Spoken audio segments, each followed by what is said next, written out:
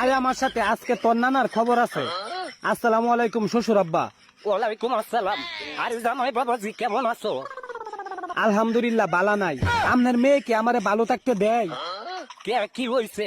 কি হয় নাই এইটা কোন। আমার এই 28 বছরের নাবালক পোলাটা রাখিয়া আপনার মাইয়া আমার বন্ধুর সাথে পরকিয়া করে। সাবধান জামাই, আমার মেয়ের নামে মিথ্যা অপবাদ দিবা না।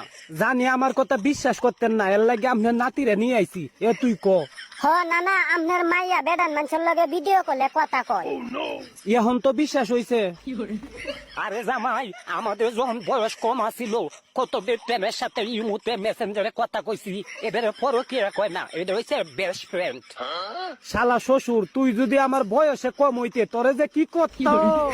এই যে জামাই জোরে দমক দিবা না, আমি ডায়াবেটিসের রুগী, কাপড় চোপড় নষ্ট করে দিব।